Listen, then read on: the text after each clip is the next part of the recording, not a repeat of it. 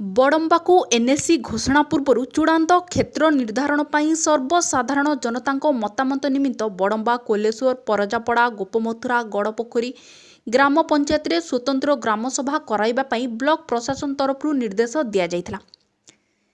ସେହି ଅନୁସାରେ ଆଜି ଦିନ 11 ଘଟିକା ସମୟରେ କୋଲେଶ୍ୱର ଗ୍ରାମ ପଞ୍ଚାୟତ କାର୍ଯ୍ୟାଳୟରେ ପଞ୍ଚାୟତ ନିର୍ବାହୀ ଅଧିକାରୀ, କନିଷ୍ଠ ଯନ୍ତ୍ରୀ, ଜିଆରଏସ୍ ତଥା ଶତାଧିକ ସାଧାରଣ ଜନତା ଉପସ୍ଥିତ ରହି ବିଷୟ ସମ୍ପର୍କରେ ଆଲୋଚନା ହୋଇଥିଲା। କନିଷ୍ଠ ଯନ୍ତ୍ରୀ ଶ୍ରୀ ସାହୁ ଏନ୍ଏସିରେ ଗଲେ କ'ଣ ସବୁ ସୁବିଧା ସୁଯୋଗ ଉପଲବ୍ଧି ହେବ ସେ ସମ୍ପର୍କରେ ସମ୍ୟକ ସୂଚନା ଦେଇଥିଲେ। ଦୀର୍ଘ ସମୟ ଧରି ଆଲୋଚନା ପର୍ଯ୍ୟାଲୋଚନା ହେବା ପରେ ଉପସ୍ଥିତ ଲୋକଙ୍କଠାରୁ ମତାମତ ନିଆଯାଇଥିଲା। ଗ୍ରାମସଭାରେ ଉପସ୍ଥିତ ଥିବା 80% ଲୋକ ଏନ୍ଏସିରେ ଯିବା ବିପକ୍ଷରେ ମତ ଦେଇଥିଲେ। ମାତ୍ର ଅଳ୍ପ କିଛି ଲୋକ ସପକ୍ଷରେ ଯୁକ୍ତି ଦର୍ଶାଇଥିଲେ। ସଭା ଶେଷରେ ରେଜୁଲେସନ ନ ଲେଖି ଖାତାରେ ଦସ୍ତଖତ କରାଇଥିଲେ ପଞ୍ଚାୟତ ନିର୍ବାହୀ ଅଧିକାରୀ ପ୍ରଫୁଲ୍ଲ ପ୍ରଧାନ।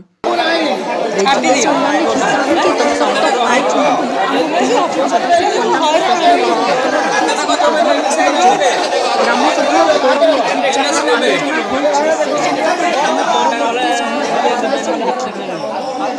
ଯାହା ଆଇନଗତ ଗ୍ରହଣୀୟ। ଘଟଣା ସମ୍ପର୍କରେ ବୁଝିବା ପାଇଁ ଆମେ ବଡମ୍ବା ବିଡିଓଙ୍କୁ ଯୋଗାଯୋଗ କରିବାକୁ ଚେଷ୍ଟା କରିଥିଲୁ କିନ୍ତୁ ଯୋଗାଯୋଗ ସମ୍ଭବ ହୋଇପାରିଲା ନାହିଁ। ବ୍ୟୁରୋ ରିପୋର୍ଟ, ଗଡ଼ଜାତ ନ୍ୟୁଜ୍।